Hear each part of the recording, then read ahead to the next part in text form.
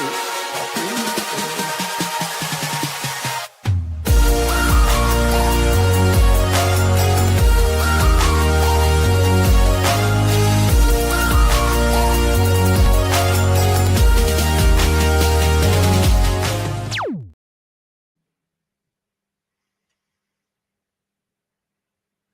right. Oh my gosh, we have a show for you today. I am so excited, just unbelievably excited. So I'm talking to Michael Stone, and Michael Stone is an expert at just about everything that you can imagine. At least everything that we're going to talk about today. And as I do these and I think about living boldly with purpose, and Michael and I were talking in what we call the green room, which is right before our show. And he said, you know what? I just wrote a new book and I actually have a chapter in the book about purpose.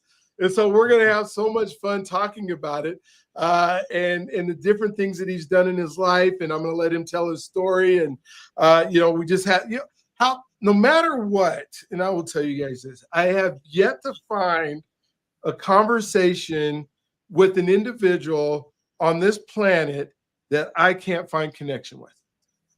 If I just shut up, listen, and ask a question or two, right? And they say, I guess the Kevin Bacon's 7 levels of separation. I never even get to 7 levels. Like, I don't know, they say 7 levels before you can find commonality or somebody. I asked Michael 2 questions. I said, my son works for Pixar. He said, I used to work for Pixar. How many levels is that? Like 1. I mean, it's not even close to see that somebody, if you're willing to communicate and you're willing to spend time with. Now, Michael's doing a whole bunch of work in trauma-informed care or trauma information. And so one of the things that is another connection for us, and I didn't think I even told you this, is about 7 years ago, I was running a few homeless services organizations. And so I had some bed facilities, and we were designing our new facilities before they built. They were retrofit. So we would take a building that we had bought, maybe an office building, and we would retrofit it so that it would have beds that people who have been experiencing homelessness could stay in. But one of our key thought processes there is, how do we make sure that this facility is trauma informed? Like, from the paint that we put on the walls to the size of the room, to the furniture that we ordered, to the things that we didn't want folks to be triggered by the trauma of their past, but really think about, okay, so if we put a red wall up there that signifies anger and, just aggression, then we're probably going to get anger and aggression, right? But if we put a blue wall, then, or a nice, warm green wall, we'll probably get better attitudes and have better conversations. If we put a whole bunch of mirrors up, where they're looking at themselves compared to the life they had, then we probably might get some. So literally from the tile, the cold tile that you could put, to a warm, different type of floor that might be more cushiony, we're all trauma-informed thought processes. And then obviously I shouldn't say obviously because nothing's obvious, right? But from my case managers and the folks that I brought in, what are we going to do in our conversations? How are we going to approach our conversations? So I can't wait to talk to you because I feel like I've lived some of this life. But before we get into that and before we get into those questions, Mike, I'd love for you to tell your story and what it is that brought you to me today. And, you start as early as you want to, spend as much time as you want to, because I think it's more important that people know who you are before they know what you do. So the floor is yours. Can't wait to have this conversation. Thanks, Brian. I'm honored to be here, and I love what you just shared, because it is really important. What you're talking about in dealing with trauma is the environment. So yeah, and I was born in a messy environment. Many ways, you could say I'm a trauma poster child. Both my parents were at Pearl Harbor. My father was a fighter pilot. My mother worked as the assistant to the Pacific Fleet, and they were there right in the middle of the bombing, which was pretty major, obviously. And they didn't come out too well. My mother, for many reasons, became mentally ill after that. She, for the first 2.5 years of my life, I was born just before the atomic bombs were dropped. And she, well, they didn't even call it mentally ill. They just kind of hid it. But she tried to kill me for the first 2.5 years of my life. And then I found her hanging at 2.5. Oh, So that was my first trauma. And yeah.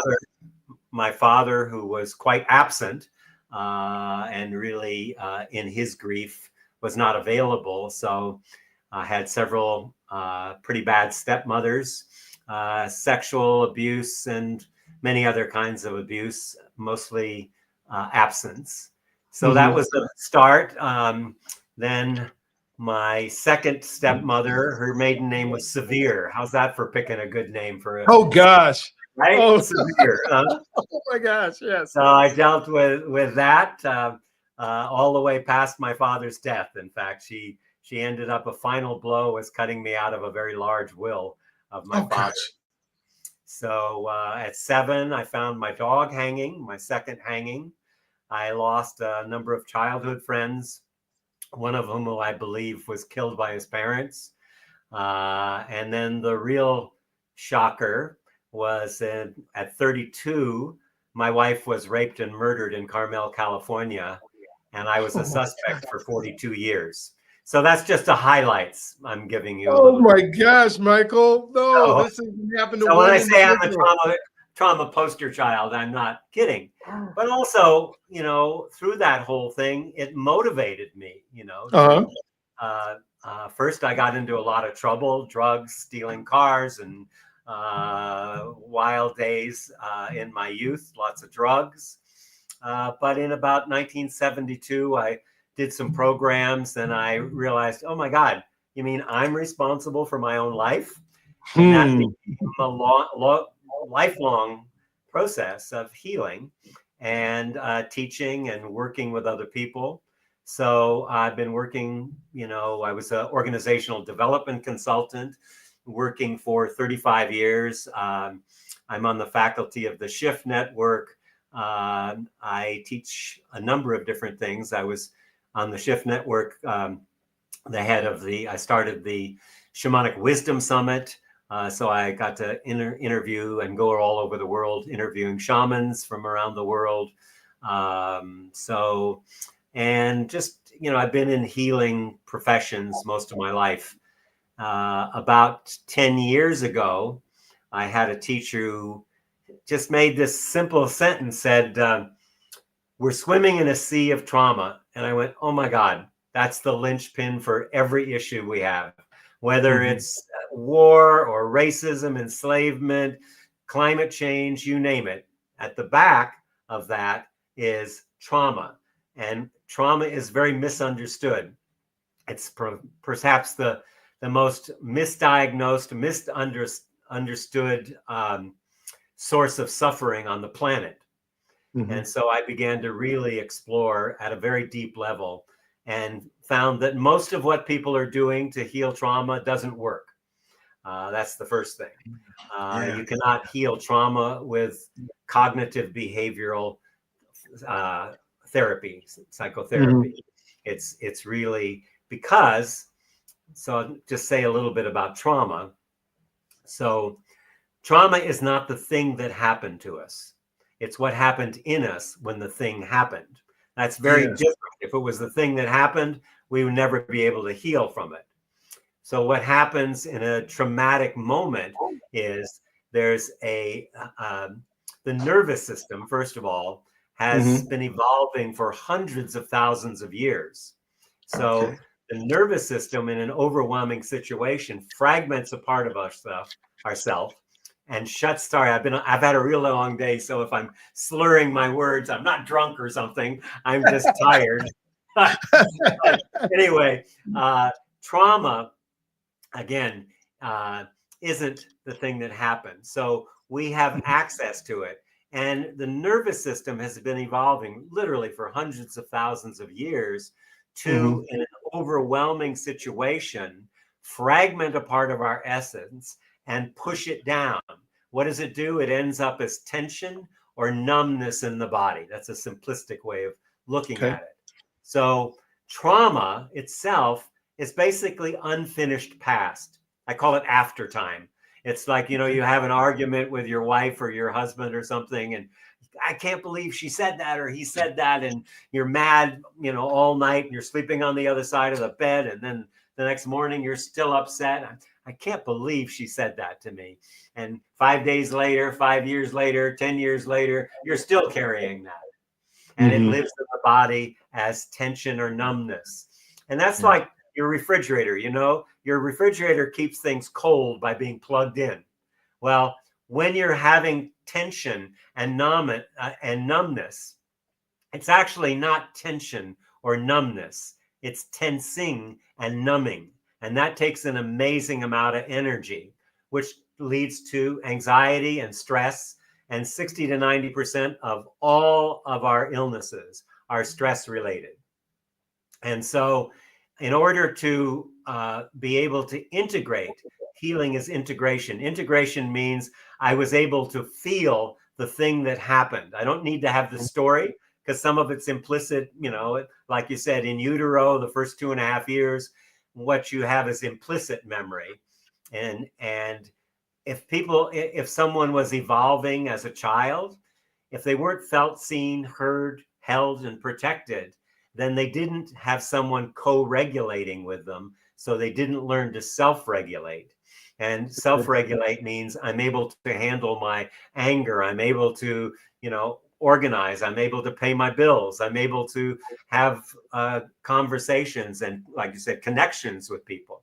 Because you talked about disconnection and connection in the very beginning there. Well, the first side effect of trauma is disconnection. I become a separate self.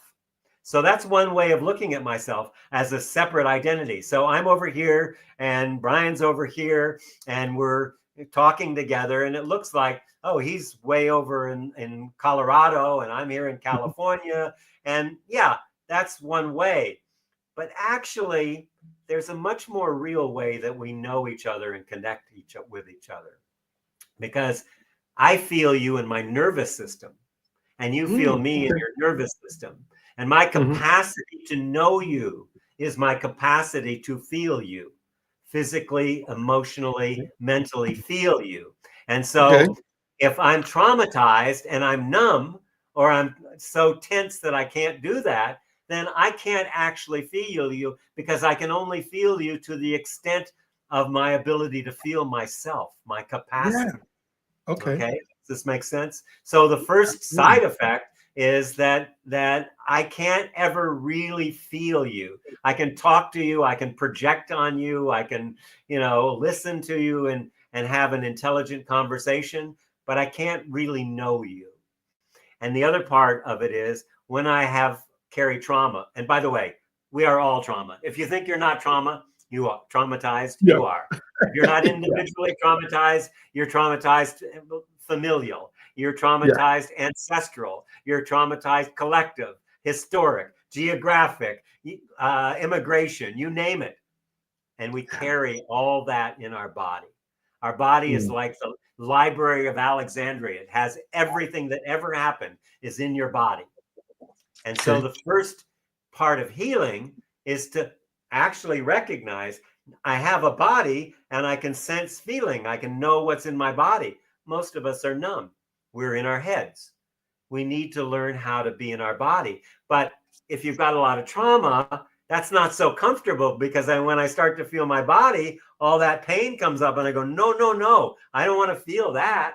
I don't want to feel that fear. I don't want to feel that belt that my father had. I don't want to feel that time when my parents kept fighting and hitting each other. I don't want to feel that. So I keep it suppressed, and I keep it suppressed. I want to just quickly, because as I'm hearing this, I've heard a lot about the trauma that is part of the, our ancestral trauma, or it's part of our DNA. Is that truly affected in our bodies? I mean, are we born with, some of the trauma from? Okay. Absolutely. Yes, I want to make sure I made that clear. Let me tell you how I approach trauma. I have a particular, first of all, the main way I approach trauma is it's not an illness. It's not a discrepancy. It's not a dysfunction. It's not even something you need to get rid of. Mm-hmm. Trauma is an intelligence. Okay. So when I say, I can't feel my fear, I say, no, wait. It's not a problem. It's an intelligence. I was smart enough to not feel my fear or my anger at a time when it was too overwhelming to do it. So I pushed it down, right? So it's an intelligence. So I need to learn what was the intelligence of this trauma experience that I had.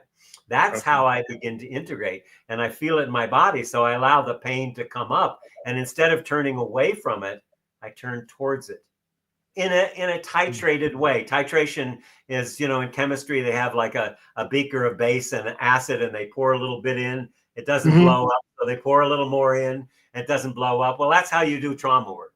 You do it, you titrate it. You have to do a little bit at a time because you don't want to re-traumatize yourself. So if you get too overwhelmed, you need to resource yourself. And that's what I teach people, is how to resource.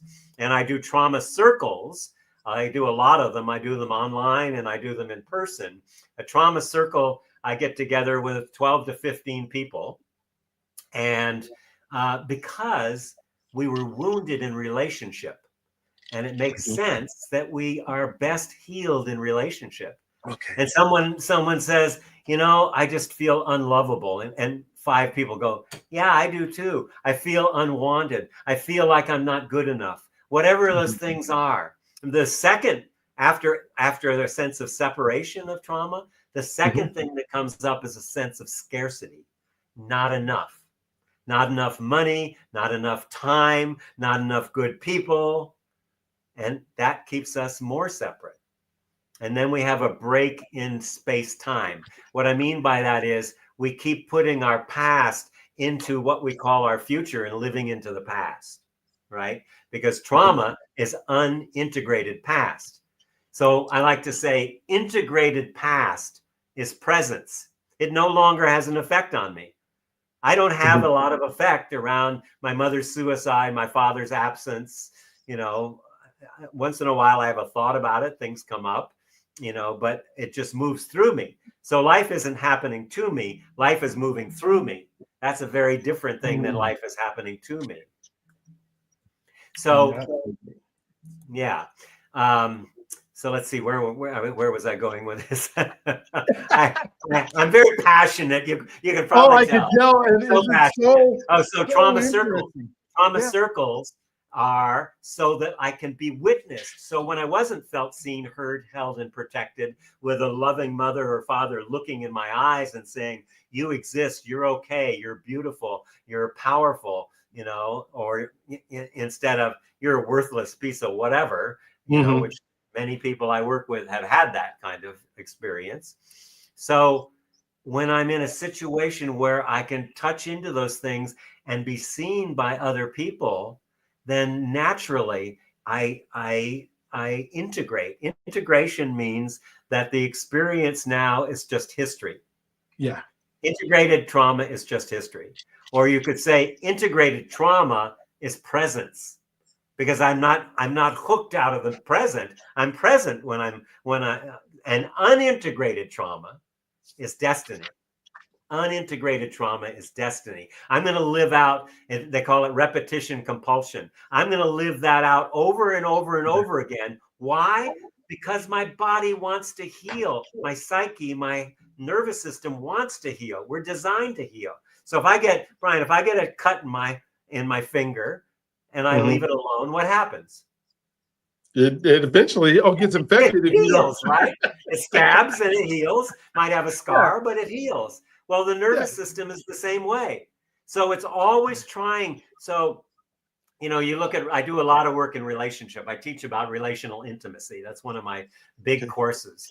And I teach that from a perspective of there's no such thing as a relationship. There's living side by side, there's living side by side, and there's relating. So I look at life as a verb, not a noun, because if I call it a relationship, what am I saying when I say I have a relationship with someone? How Saying will I that you're know? relating to him. Yeah. Yeah, but how will I know that I'm related to them? I I don't know. Only by looking at the past. Oh yeah, because you wouldn't know anything because the You future hasn't can't know it. happened. But if And I'm relating, then I'm curious. I don't wake up in the morning, my partner, I go, "Hi, honey. Oh, would you brush your teeth? It's kind of bad." Yeah, or maybe if I'm actually curious, I wake up in the morning and I go, "Whoa, who is this person I'm sleeping next to? What can I discover about them today that I never knew about them?" I'm going to spend the rest of my life trying to find out who you are, even know that I'll never fully do that. That's what I'm committed to, finding out who you are newly every single day. because we're all somebody new every single day because we all are growing. And so If we're you're growing, relating. if we're not stuck in repetition compulsion. There you go. Okay. Gotcha. Because how we learn, like a toddler, we go out and we look and we say, "Oh, I'm curious. I want to look at this." And then the dog barks and the child runs back and says, "Mommy, mommy." So I'm curious and I'm scared. And then there's repair and I grow and I evolve. There's curious and then I come back. I get, and let me give you an example of something you would never think as a trauma.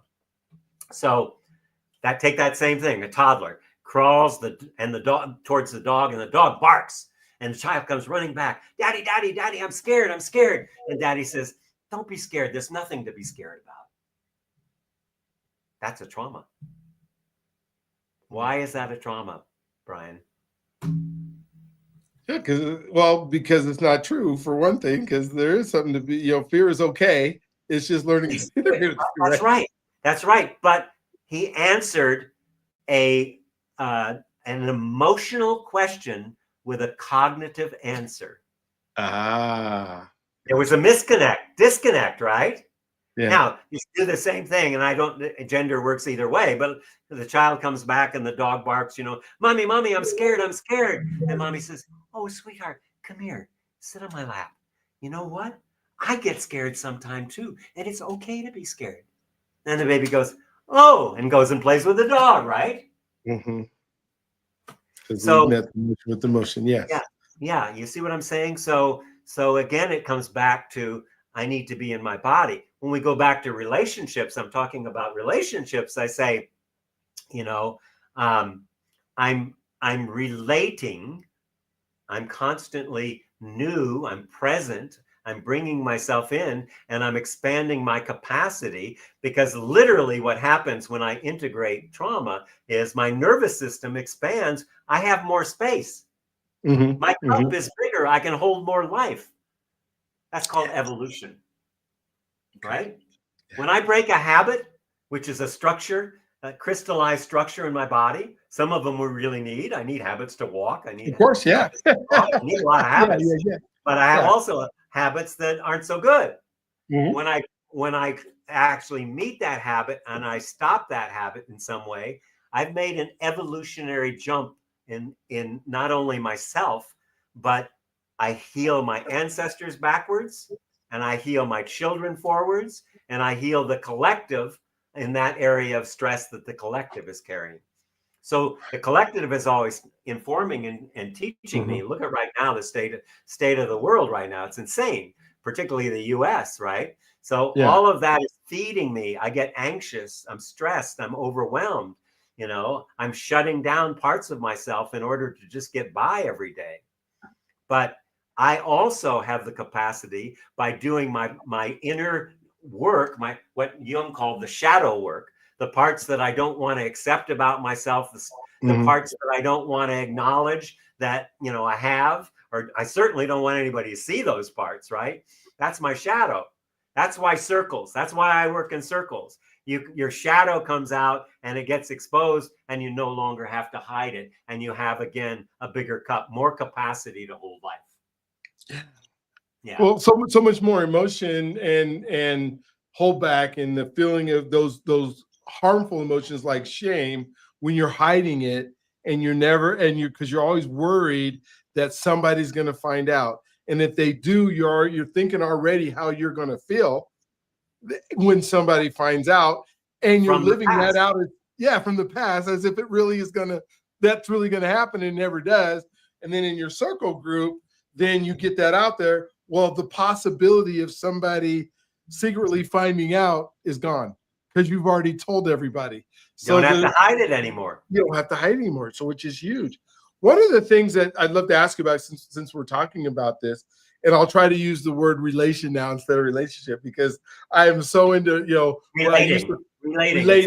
Relating, the verb instead of relationship, which is a noun. But when I think of like our internet, what our kids and our young adults and the folks that are, I think we're Generation Alpha now, where we got the first generation that has never known life without a screen, and I think of how much they hide behind it, and then how important our chemical structure is, and the trauma of being around and relating to people, and how far removed they are now by hiding behind these screens, and the things that people will say to others, and the trauma that comes from the belief of this person's doing more than I'm being able to do, but they don't see that person's whole life. They just see what they're, putting up online. Yeah. How are we? You must have read my book. You must have read my book, because I have a whole chapter on that also. Oh, nice. Oh man, we're having a good time. Traumatized, a love story, healing the wounds that separate, alienate, and marginalizes. Get it on Amazon, get it at your bookstore, wherever. But I have a whole chapter on social media, AI, and post-truth. Okay. And the impact of what's happening now, particularly with AI, which is doing double exponential 2 times itself every year now. So the speed of this is frightening when you understand a little bit about what's happening, particularly just on the health side, climate side. The data centers that we're building are destroying neighborhoods. They're sucking up the water. Arizona, Tucson, I think it was, just voted down this big data center. They don't have any water. The amount of water and the amount of electricity that's used to build these massive things. I tell you that within 2 years, we're going to be having a lot, and mark my words, we're going to be having a lot of the World Wide Web breaking down. We're going to have it. It's already starting. But the whole thing, when you look at social media, first of all, negativity sells 10 times better. And with horror pictures, 30 times deeper. And then with doom scrolling, you get all this. So people are getting completely mesmerized. And then also, the news is completely managed by all the data they've collected on us. Mm-hmm. So you and I may not get the same news. We get some that's similar, but we're a different color, we're a different profession. Everything. So it starts getting fed more and more, and then AI can listen to your show and take Brian, and then take your voice and your picture and put it out there, and having you say nasty, dirty things about somebody. Mm-hmm. And you can't tell the difference. You cannot tell the difference. No. And that's hitting us now. So we have a break in the possibility of even knowing what reality is. When you're in the Matrix, you don't know you're in the Matrix. Right? Don't know exists. So the best thing that you can do is get trauma informed, trauma integrated. I tell you, this is the thing that we need to do to save the future of humanity. This is not just, my uncle Barry went to Vietnam, and he's, I work with a lot of vets, but, no, this is like everyone, children, and when you integrate this, it ripples back. So the things that you're doing over and over again, my friend Terry Real, he's a well-known therapist, a number of books out. He says, we marry our unfinished business. And it is so true. Whatever trauma you have will perfectly match the person that you come up with. And you will, that will give you an opportunity then to work on those issues. So if one person can stay present enough to actually be there when the other person goes off into a trigger, into a reflex, getting stuck in something, and the other person can hold space, that allows you to grow in a relationship. But mostly we don't. We blame the other. We hold on to things. I heard a couple sitting at a table, they were about my age, in their 70s or 80s, and they were having this argument. And I could tell that they'd probably been having that argument for at least 50 years. The same over and over again. Wow. And that, if we pay attention, we'll notice that we do that too. We have the same arguments with our parents, with our siblings, so it's really important that people actually get trauma informed. And like I said, it's not a mental issue. It's a physical and emotional issue. We need to get back in our bodies. So many people I work with can't even feel their emotions. Yeah. So there's a distinction that people don't get. Gotcha. Feelings. Go ahead. Let me finish one thing. No, feelings live in the fabric of the mind. Emotions live in the body, the theater of the body, the theater of the mind. So we don't distinguish between feelings and emotions. So an example is like a feeling is happiness. Happiness is a feeling. Why? Because it's mental. It's dependent on what happened.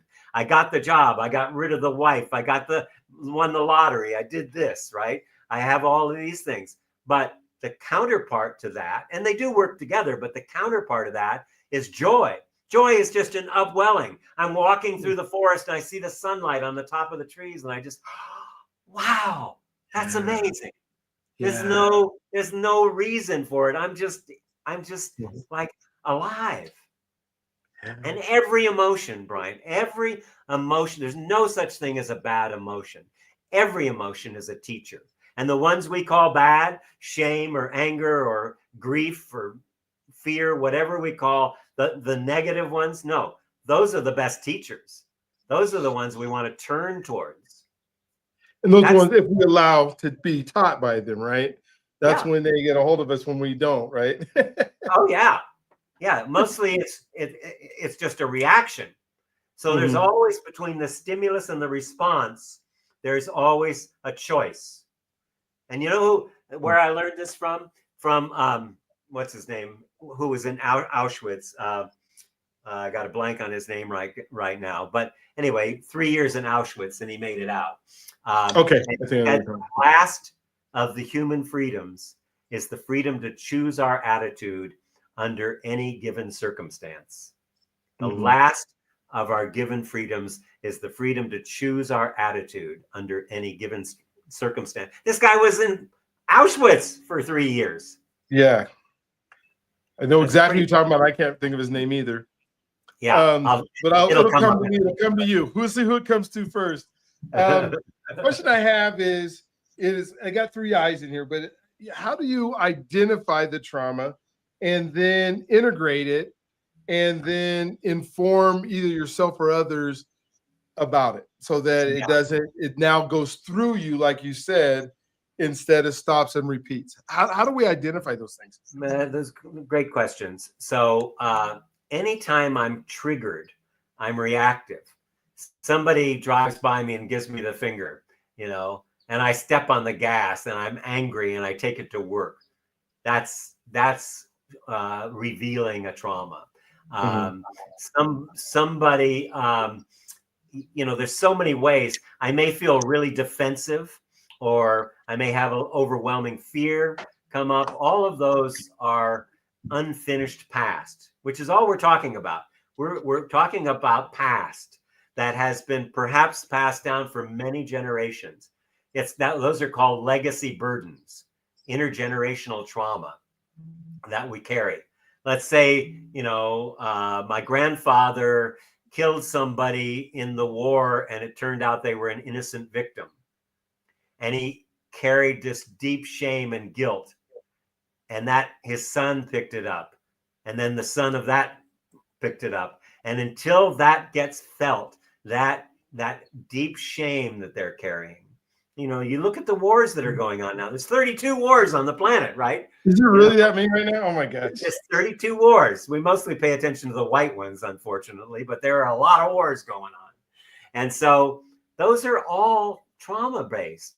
Mm-hmm. Everything is trauma. What's happening in Israel and Gaza, what's happening in Ukraine and Russia, what's happening in Sudan, what's happening in Myanmar, Thailand, all of these different, wars that are going on are all unfinished past because we hold ourselves separate. We can't connect.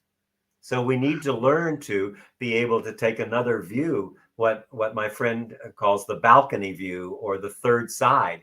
You and I are having an argument. We need to have the ability to watch ourselves in argument and go, is this really getting anywhere, or are we just pushing at each other's, beliefs? Yeah. Right. Victor Frankl. So that's Victor Frankl. You beat me. Thanks. But I'm older than you, Brian. So There I have So yeah. So how do you identify it? So you identify it. It also lives as stress or tension in my body. So if I have chronic stress, like my neck and shoulders, maybe, you can be sure there's trauma attached to that. So those are a couple ways that I can identify being triggered, noticing what's happening in my body, noticing if I have a repetition behavior, like I never can make enough money, or I'm always angry, or, things that are repetitious. Those are signs of trauma. So that's how I identify it. Then I need to get someone who can actually sit with me and feel me and be with me and see with me. That's again why I do circles. Because if I'm felt and seen, I no longer have to push it down and hide it. I can feel it. So I feel it in little bits. And this is what I do with my circles, but also with my private clients. I have a lot of people I do work with on the internet, and you can find out more by going to welloflight.com. It'll give you, more ways to connect with me if you're looking and you're feeling overwhelmed with life right now, which a lot of us are. I still have some room for private clients, and I do circles. So those are the ways that I can work with you if you need that. So it was identify it, and the second one was to, what was it? The second I to integrate. Well, how do we begin to integrate the trauma? So you integrate by turning towards it, not away, by feeling it in my body, by sticking with the emotional part of it. So it's really that sensing into it and allowing myself to feel those things that I've been pushing away. So it's not trying to fix it. So here's what happens with my clients that I work with. Here's the thing, right? The thing that I want to get rid of. Right? It's right here. And people say, Michael, help me get rid of this thing.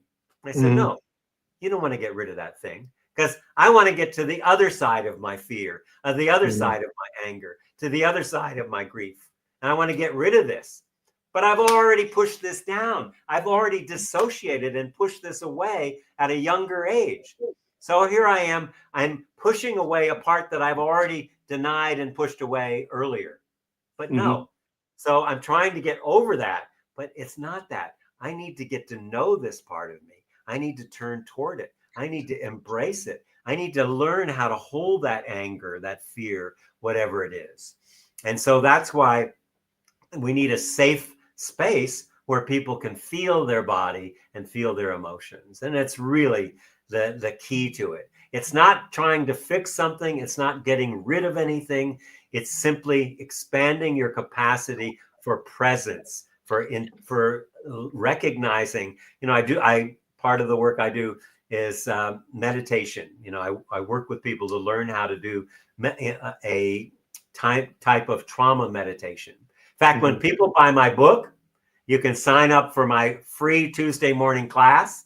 It's the book club, and you can come to that. So you just go to Well of Light and sign up for it. You got to buy the book. And then that's for the price of a book. I cost a lot more than the price of a book privately. So to buy a book Tuesday mornings from 8 to 9 Pacific time, you can join us in the book club. And I do a meditation.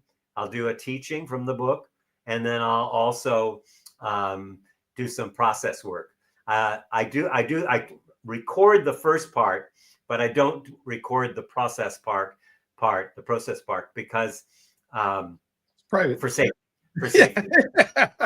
Oh my gosh. Obviously. But the meditation and the teaching is online. You can look at them now. There's some of them are on YouTube. So I just started this a couple of weeks ago, so you can check it out. What's so cool about our conversation today, and I'm having such a good time and being very selfish and asking the questions that I want to learn, but my epiphany is like marriages that I see, including my own, when we are having whatever that argument is or whatever we're having, and my inkling is to solve or fix the problem with a cognitive answer that has nothing to do with emotion, and then get mad when it's not being received as the advice of the year or what you need to do to fix it or what you need to do, because I'm not feeling and I'm not hearing and I'm not part of that. That's right. That's exactly right. And it's worse than you think. Okay. Because what you're doing when you do that and offer solutions, you're avoiding feeling your own trauma. Ooh.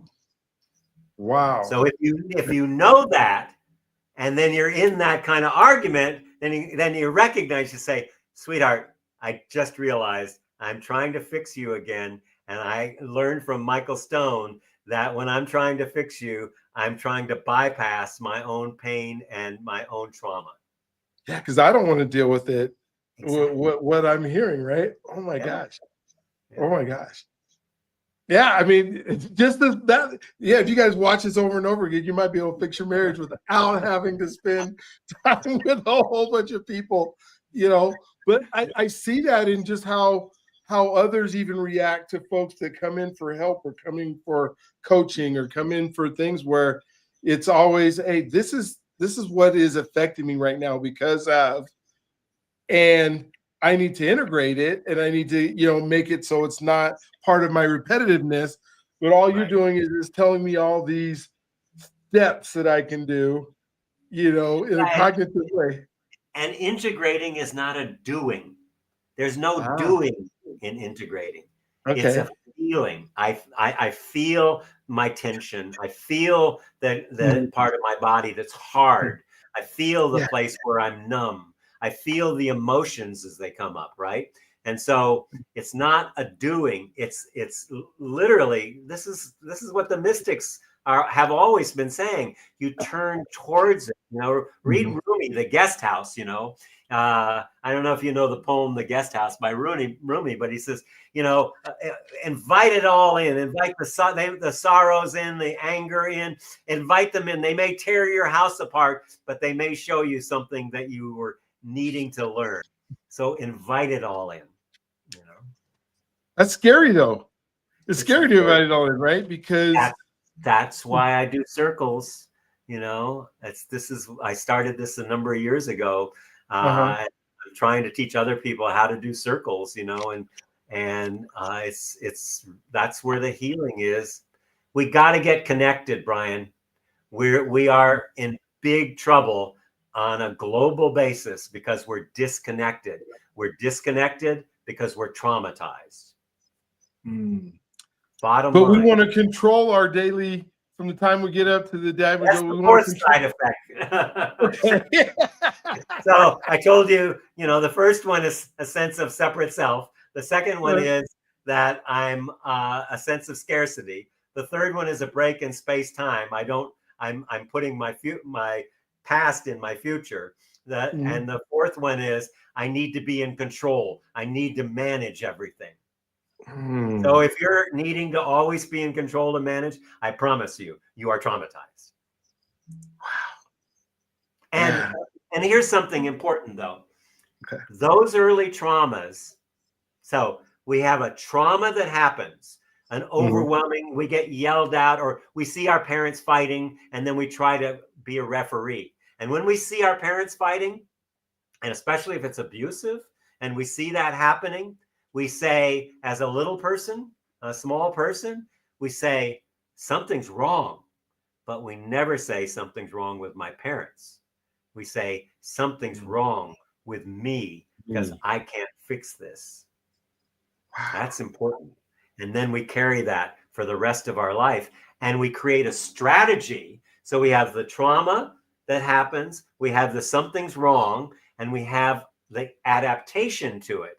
So I see the parents and I want to fix it. And so, you know, I keep trying, but I get beat up all the time if I try to help them. So what happens? I become a therapist. I love it. I become a nurse or a doctor or a helper, you know, because my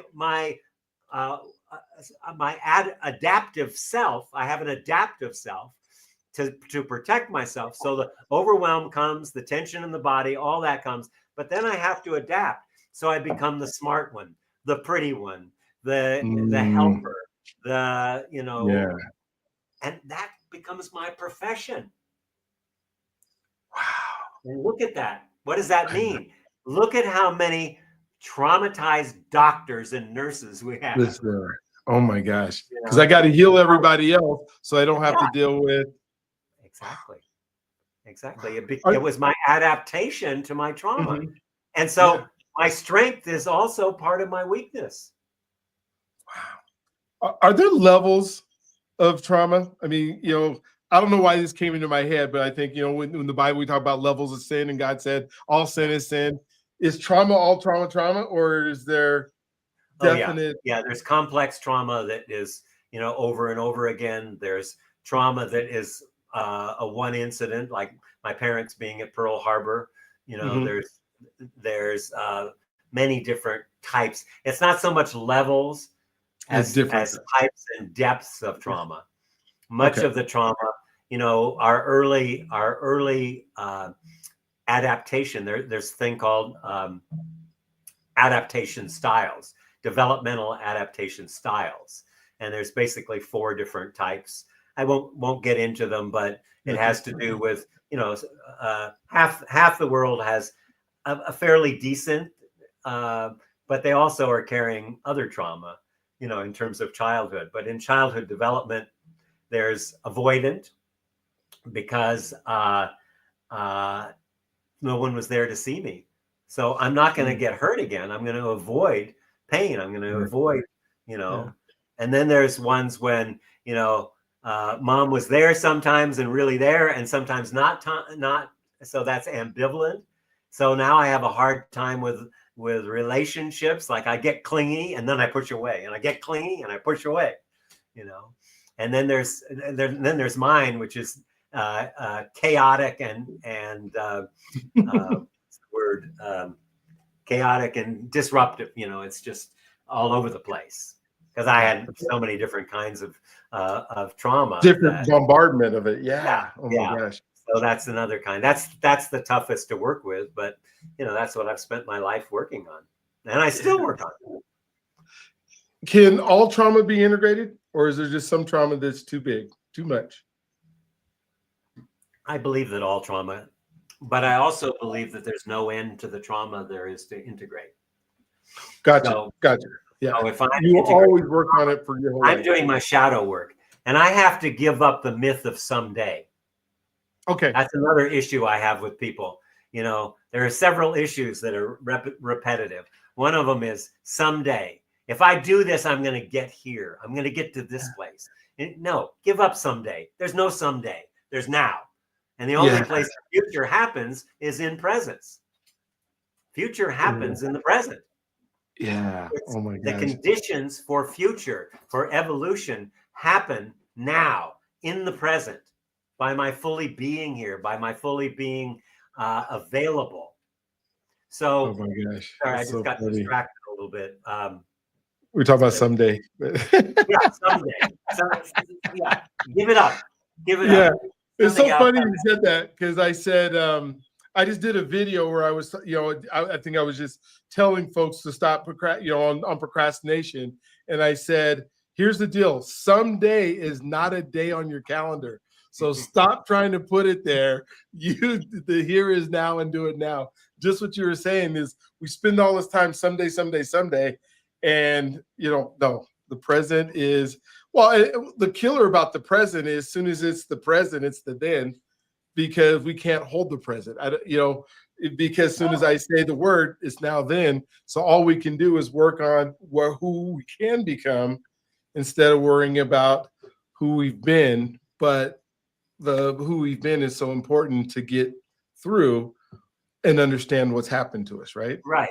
And that's how we evolve, so you're not trying to get someone, you're trying to get more and more here. More and more here Mhm. gives us more capacity to meet life. It is an evolutionary impulse. Here is an evolutionary impulse. So the more here I am, the more we as a collective heal. People say, what are we going to do about the government? What are we going to do about this happening? What about this? What about that? Like, it's all out there. No, there's one place you need to do the work. It's here. It's here. You Here. do your inner work. That doesn't mean you don't be an activist and be involved and just eat Yeah. bonbons all day, but it means that as I'm evolving, I'm creating more and more presence. That presence is infectious. Mhm. When someone, look, think about when somebody's just like really there with you.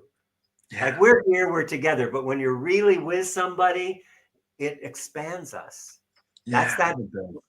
that what you were talking about in the very beginning, connecting. When we can Connecting. really connect, then you and I could figure out anything when we're connected. Oh my gosh. But when we're not, Yeah. genocide, killing, shooting, insanity. 32 wars. Yeah. It's So Same. we got a few minutes left, but there's a couple things I want. One, I want you to tell us everything you really want to talk about that I took you away from. But No, you have your background has a wolf, an eagle, and a mouse, and then we got some flowers over here. So I just want to know. I mean, I'm watching them and I look at them. They're not moving, but I'm just trying to find what are they. So tell me that first, and then go into all the things we well, did. this was from my radio show, which also some of it was podcast, but also I was the host of the Shamanic Wisdom Summit. I still have the same studio background now because I like it, and those are just helping animals that I work with. So, well, one thing people can get a hold of me. I'm taking a trip to Hawaii with people coming up in November, so you can check on my website about that. Welloflight.com. WELLOFLIGH. And get my book. Yes. Everybody who reads this book, here's the thing that people say when they read my book. I thought I was reading about a book about you, Michael, and your trauma. And when I got done, I realized I was reading a book about me. That's what we hear. That's the transformation. Reflections back. Yeah. Yeah. So get the book, join the book club. That's a great thing. And join a circle. I have new circles starting online in the middle of September. In my area, I have live ones in person, but the online circles are great. If you're having a lot of anxiety and pain and overwhelm, check and see if I have any openings, to work with me. You can. I guess you can probably get a sense of me. I'm pretty passionate about it, but I'm also really committed to getting people trauma integrated, getting rid of legacy burdens that we carry from our ancestors, and helping people who are raising children to be better parents. So, oh my gosh. Yeah, so many takeaways. I can't wait to get the book. I can't wait to dive into it and read it. I love to hear that. What I hear when I thought we were going to talk, I figured that we would find people that says, I feel like I have some trauma and I need to, I would love to, learn what I need to do in order to be able to move forward or move on. what I realized after our conversation is we all have it, and we all need a way that we can start to begin to be integrated and to take the trauma that we've had and then be able to evolve into who we were meant to be. I mean, a lot you can see on my thing where like a lot of what I try to help people with is becoming the person that they were meant to be by being in purpose. And the chapter in your book, I can't read to read it, but what I realize now is I'm missing a chapter in my book. Well, I'll have to go rewrite it or write it in the next one because I didn't talk about, in order to become the person, we have to deal with the trauma that's been part of, you know, who you are. Because if you are in this repetitive cycle, you'll read my book and say, oh, these are great ideas, and I could probably do them, but not why that other stuff is still what is circling your life all the time.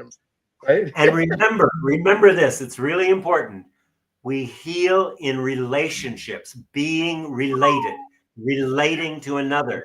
You will learn everything you need to know to heal and to grow is in every relationship, every opportunity for relating for someone, whether it's the person at the grocery counter or the gas station or your boss or your wife, doesn't matter.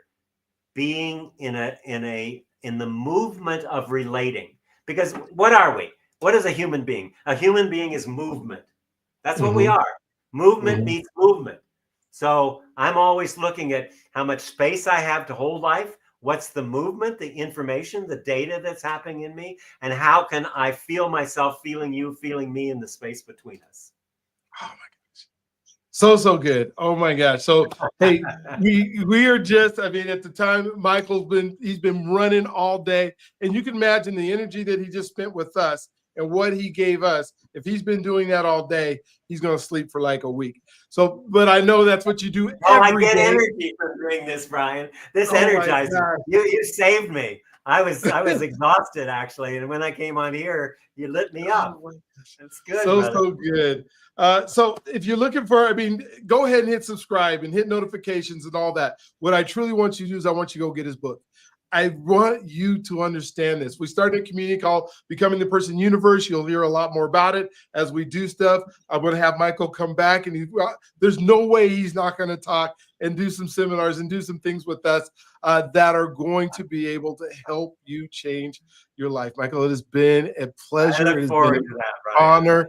I can't wait to talk to you. Yeah, me too. Really a pleasure and an honor. Gosh, oh my gosh. All right, go get his book right now. I'm not going to try to end the show until you do something else. Just go get his book, get on his website, have some fun. We love you guys. Can't wait to the next one. Have an amazing, awesome, incredible day. And we will talk to you guys on the next one. See you later.